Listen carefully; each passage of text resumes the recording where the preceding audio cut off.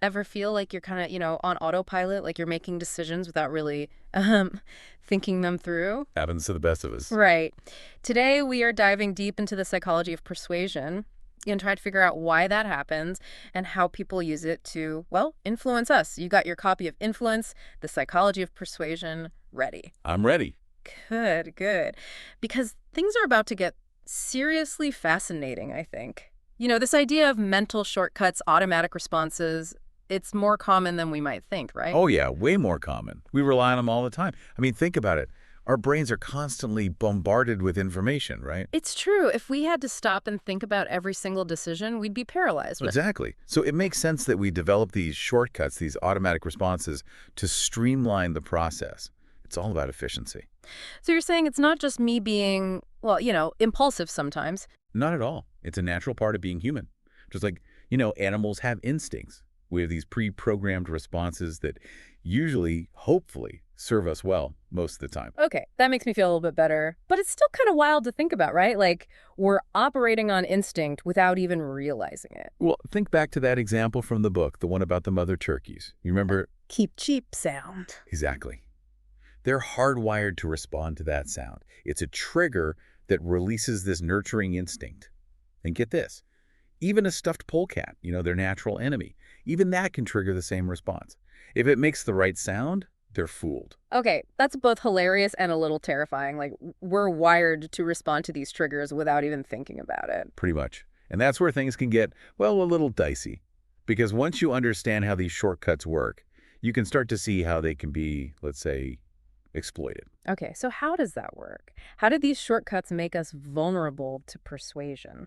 Think about it this way.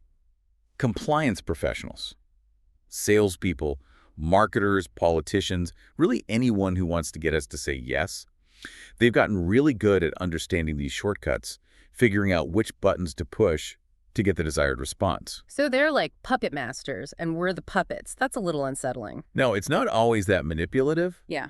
but there are definitely tactics they use, often unconsciously, that play on these automatic responses. Take the word because, for example. Because? What about it? Well, there's this fascinating study by Langer where they found that using the word because, even without giving a real reason, significantly increased compliance. Wait, really? So if I'm, like, waiting in line for coffee and someone says, "Can I cut in front of you because I need to make copies?" You're more likely to say yes than if they just said, "Can I cut in front of you?" Even if everyone in that line is there to make copies. Whoa. So the word because itself acts as a trigger. Like, it bypasses our rational mind and goes straight to that automatic yes response. Exactly. And suddenly you're being persuaded without even realizing it. You're on autopilot. Okay, now I'm starting to feel a little vulnerable here, knowing that these shortcuts, these seemingly harmless words and cues, can be used to influence us without us even realizing it. So how do we protect ourselves? Well, like with anything, awareness is the first step, right? Yeah. Just knowing that these tactics exist, that these shortcuts are a thing, makes you less likely to fall for them. So knowledge is power. Absolutely. And the next step is to start consciously reframing these situations. Reframing, what do you mean? Let's say someone tries to use that because tactic on you. Instead of just automatically accepting their reason at face value, take a second to think about it. Ask yourself, is this a genuine request? Or is this just a tactic they're using to trigger that automatic yes response? So don't be afraid to push back a little. Ask for a better explanation. Exactly. Engage that critical thinking part of your brain. Don't just operate on autopilot. Okay, I like that. It's about taking back control of our decisions, right? Not letting those shortcuts run the show. Exactly. And that leads us to another powerful principle of persuasion, reciprocity. This one's all about the give and take in our relationships, those unspoken rules that shape how we interact with each other. Reciprocity. I'm familiar with that feeling. It's like when someone does you a favor, even if you didn't ask for it, you feel obligated to return the gesture. Right? Precisely. It's a deeply ingrained social norm. We're hardwired to want to give back, to maintain that sense of balance. It's almost like an unspoken social contract, isn't it? Like, you scratch my back, I'll scratch yours. And if you don't, well, you're kind of breaking that unspoken agreement. I remember reading in the book about that professor who decided to send Christmas cards to complete strangers. Oh, yeah. And he got a surprising number of cards back, right? Yeah. From people who had never met him, didn't even know who he was. Exactly. They felt obligated to reciprocate, even though they hadn't asked for that initial gesture. It's fascinating, isn't it? It really highlights how powerful that sense of obligation can be. It makes you wonder, how else is that principle being used? I mean, I'm thinking about those, those free samples they give out at the grocery store. Oh, absolutely. That's a classic example of reciprocity in action. Right. You try a small piece of cheese, and suddenly you feel obligated to buy the whole block. Or how about those free address labels they send in the mail? They're counting on that feeling of obligation, even if it's just a tiny voice in the back of your head saying, well, they were nice enough to send me these free labels. And we're more likely to donate, even if we don't really need the address labels or even like the charity that much. Speaking of which, the Hare Krishna Society example from the book totally blew my mind. Oh, yeah. Giving out flowers or books before asking for donations. Genius. Right. They were masters at leveraging reciprocity. That small gift, even if you didn't really want it, created a sense of obligation, making you more likely to open your wallet. It's like that small give primed you for the bigger take later on. And they weren't the only ones. This tactic, it pops up everywhere, from those little interactions to, major political negotiations. It's true, and it can be really goes out of their way to help you with something. Oh, absolutely. And you feel this sense of indebtedness, this need to repay them somehow, even if their initial act of kindness was completely unsolicited. Which can be fine, of course. Reciprocity is what makes the world go round, right?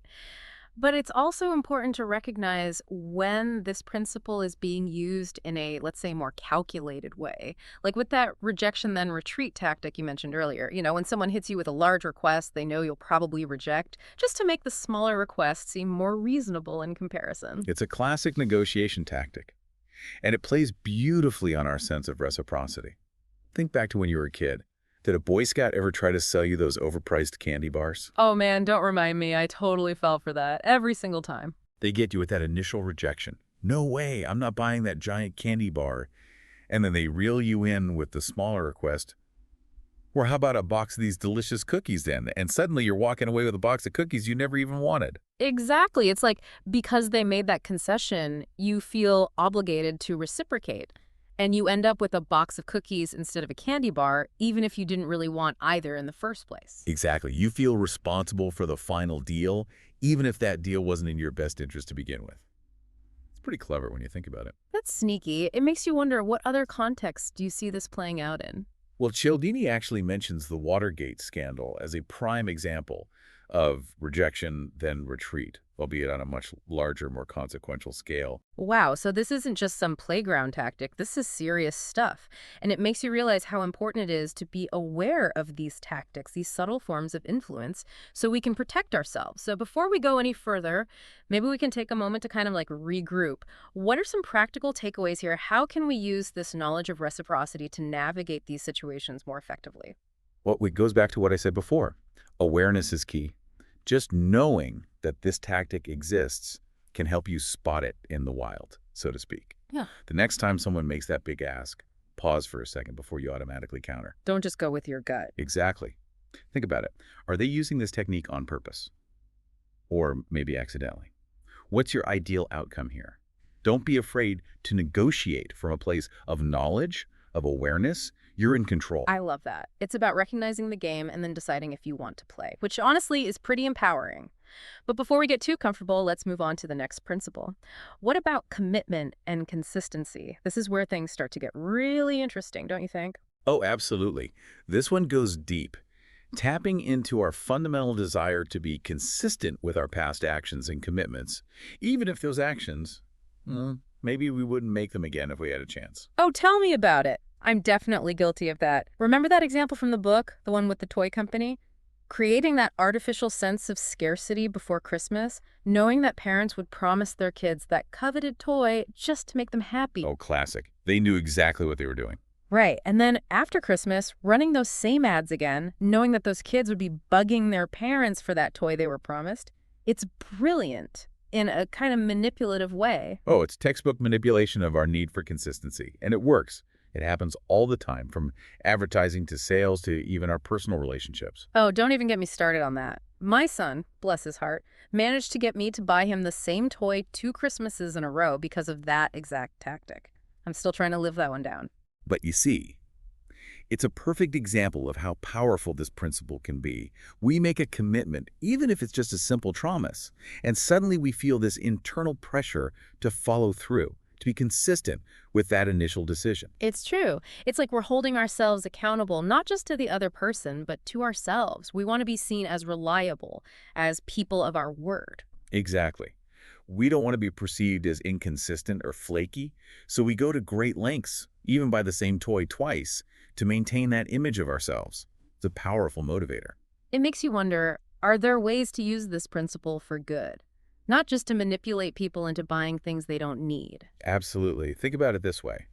When we make a public declaration, like announcing we're going to run a marathon or quit smoking, We're more likely to follow through, right? Because we've made that public commitment. exactly, we've put it out there, and now we have this external pressure, this desire to be consistent with that declaration, to not let ourselves or others down. It's like we're holding ourselves accountable to those around us, which can be incredibly motivating. Exactly. Hmm. Cialdini even talks about how this principle was used effectively during the Korean War. Really? Tell me more about this. Well, the Chinese were able to get American prisoners of war to comply with requests, often against their own interest, by first getting them to make small, seemingly insignificant commitments, like writing down pro-communist statements or something similar. And then those small commitments snowballed into larger acts of compliance. Exactly. The more public the commitment, the stronger the effect. So they'd often publicize these statements or have them read aloud to others, reinforcing that sense of commitment. And it worked. Wow, that's both fascinating and, well, a little scary, right? It highlights the power of this principle, our need for consistency, our desire to align our actions with our words. It's deeply ingrained, and it can be used to shape behavior, both for good and for bad. It's true. So I guess the takeaway here is to be mindful of situations where someone might be trying to get us to make a commitment, even a small one, without us fully realizing the implications. Exactly, like with those foot-in-the-door techniques that salespeople use. Oh, you mean getting you to agree to a small request, like answering a few questions, just to prime you for a larger request later on? Precisely.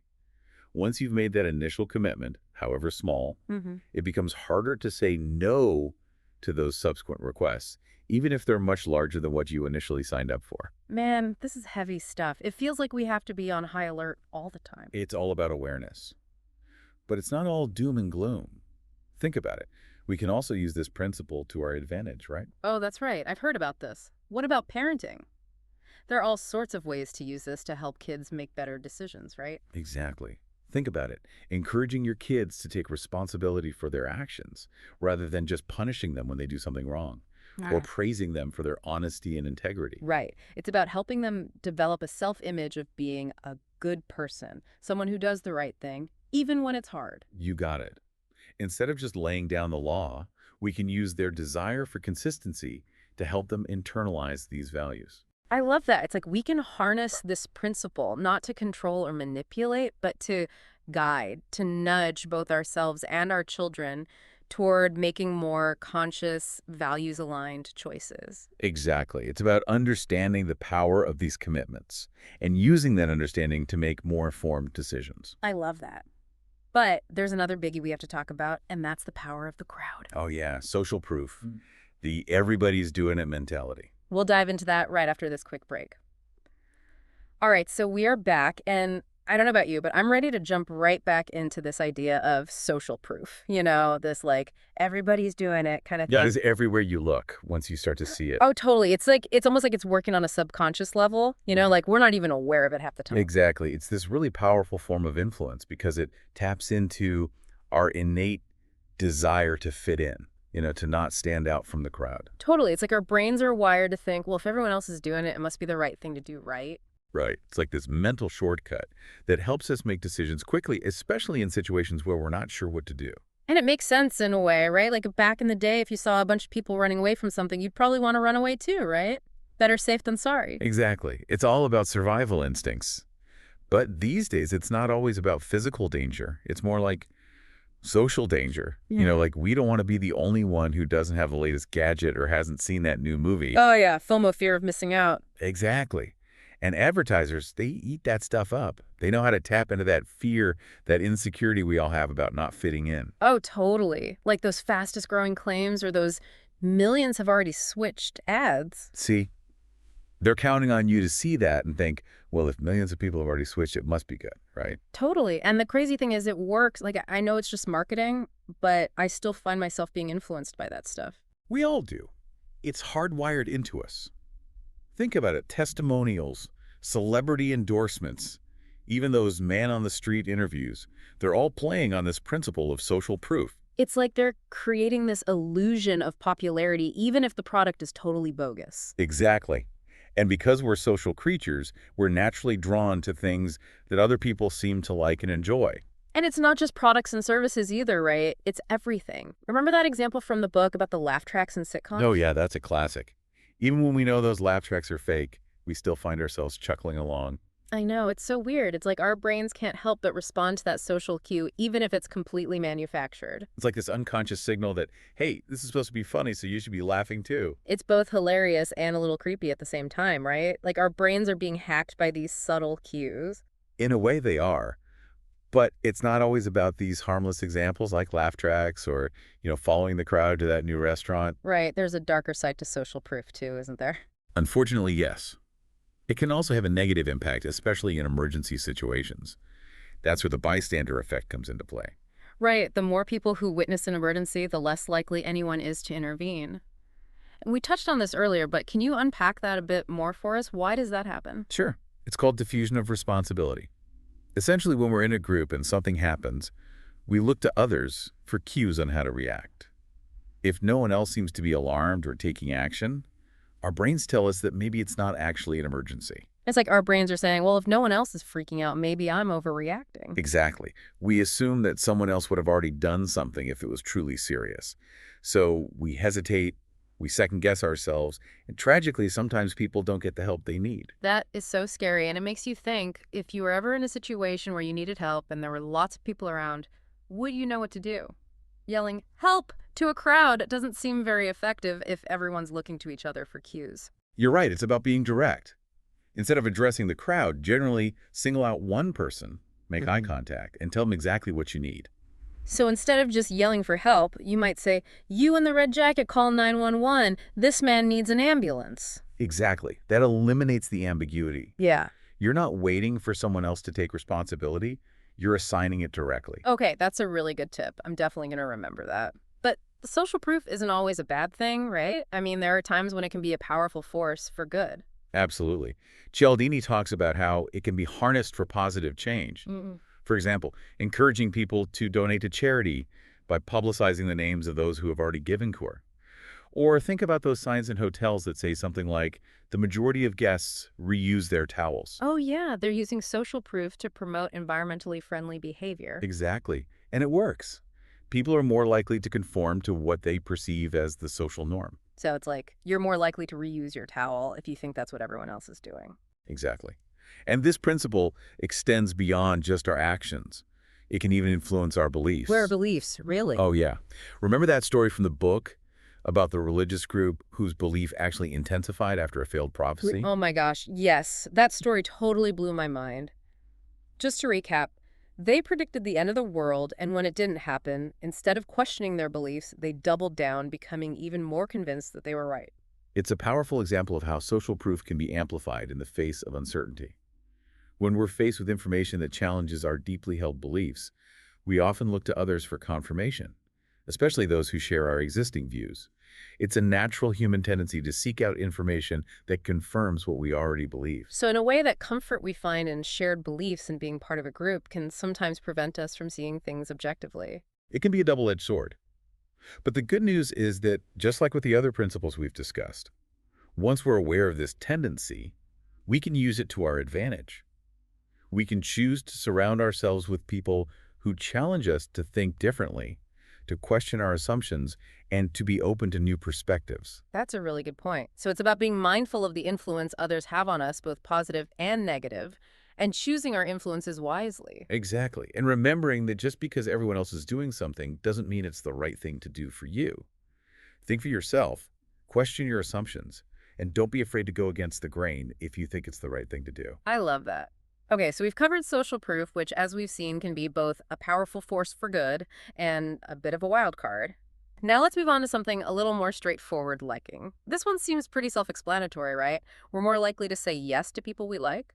But what makes us like someone in the first place? Is it just about charm and charisma? It's definitely more nuanced than that. While personality definitely plays a role, there are actually several factors that contribute to liking, and some of the most powerful ones might surprise you. Let's start with physical attractiveness. Now I know what you're thinking. Hold on. Are you saying that looks matter when it comes to persuasion? That doesn't seem fair. I know it's not always fair, but it's a very real phenomenon. Mm-hmm. Studies have shown that attractive people are more likely to get hired for jobs, receive help when they need it, and even get lighter sentences in court. It's called the halo effect. The halo effect. What's that? It's a cognitive bias, where we tend to assume that attractive people are also more intelligent, trustworthy, and kind. We unconsciously attribute positive qualities to them based solely on their appearance. Wow, so good looks really can give you an advantage in life. They certainly can. But keep in mind, attractiveness isn't just about physical features. It's also about how we present ourselves, our confidence, our energy, even our clothes.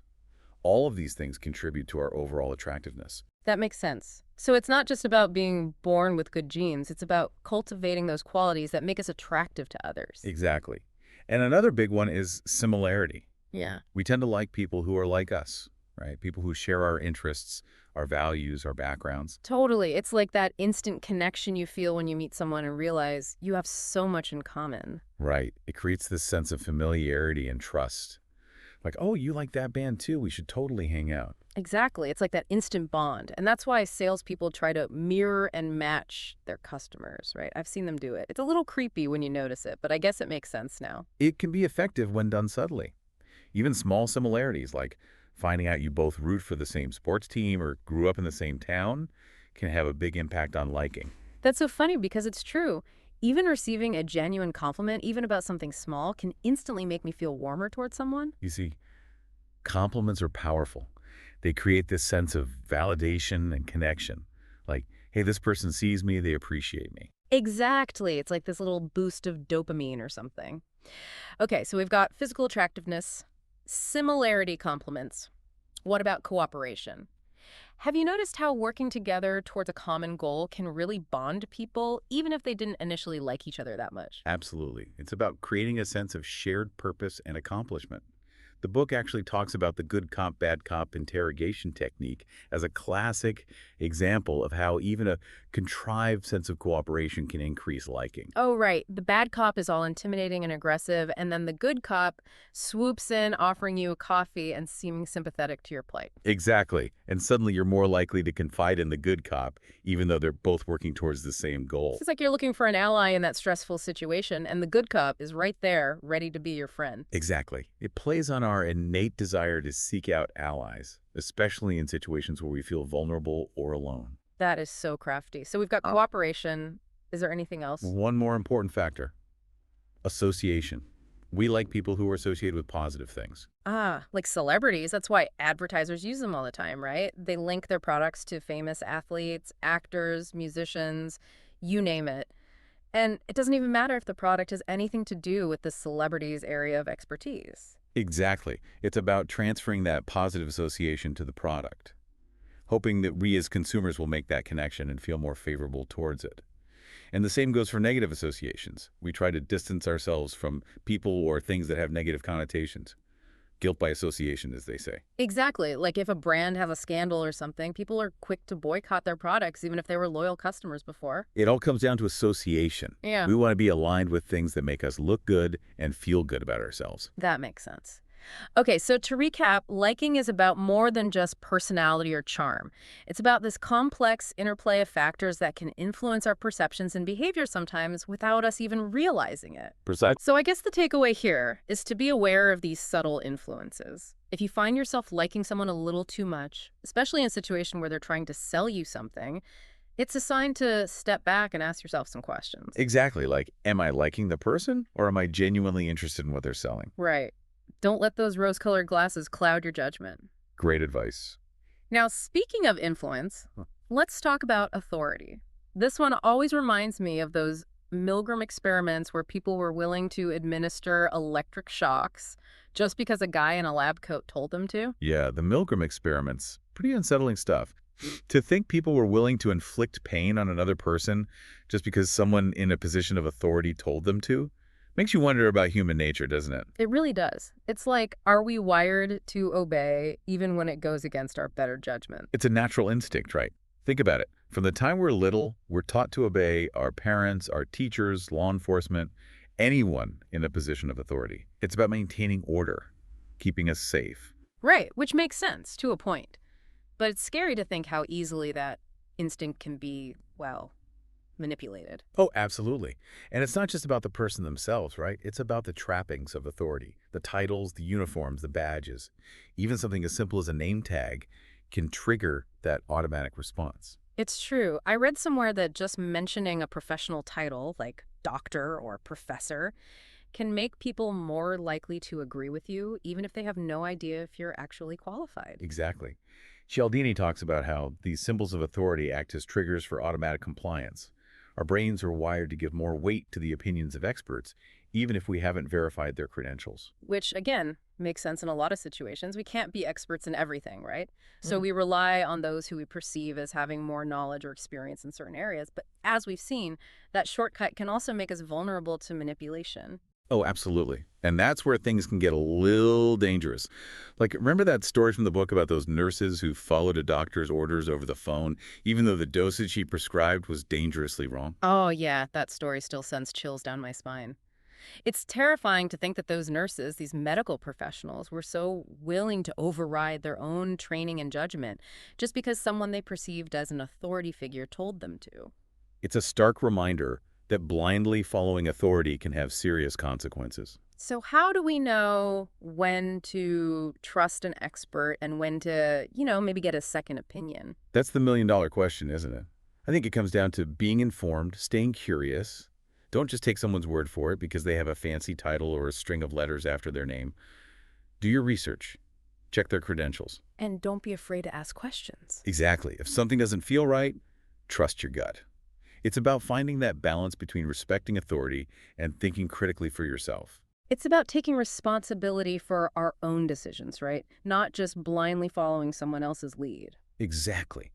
And keep in mind that even legitimate experts, well-intentioned people, they can still have their own biases and agendas. Which brings us back to that idea of critical thinking, right? Yeah, Always questioning, always digging deeper. absolutely. Cialdini talks about this really interesting tactic that some salespeople use, where they'll point out a small flaw in their product or service to appear more trustworthy. Oh, yeah. Like they're trying to disarm you with their honesty. Oh, by the way, this car gets terrible gas mileage, but other than that, it's a dream. Exactly. By acknowledging a minor drawback, they create this illusion of transparency, of being upfront and honest, which in turn makes their overall pitch more believable. It's wild, isn't it? The lengths people will go to get you to say yes. But that's why we're doing this deep dive, right? To uncover these tactics, to understand the psychology behind persuasion so that we can navigate these situations more effectively. Exactly. Knowledge is power, right? The more we understand these principles, these subtle forces that shape our choices, the less likely we are to be swayed by them. I love that. So, to wrap things up, we've covered a lot of ground today, haven't we? From reciprocity to commitment and consistency to social proof, liking, and authority. It's a lot to take in. But the good news is that we don't have to be victims of these tactics. By understanding how they work, we can become more conscious consumers of information, more discerning judges of influence, and ultimately more empowered decision makers. Well said. It's all about taking back control, right? Absolutely. Big thanks to you, expert, for walking us through these principles of persuasion. I feel like I have a whole new understanding of how these tactics work and, more importantly, how to avoid being manipulated by them. It was my pleasure. Always happy to geek out about psychology, especially when it comes to these subtle forms of influence. And to all of you listening, we hope this deep dive into influence, the psychology of persuasion, has left you feeling empowered and ready to navigate the world with a more discerning eye. Remember, stay curious, stay informed, and most importantly, stay true to yourself. Until next time.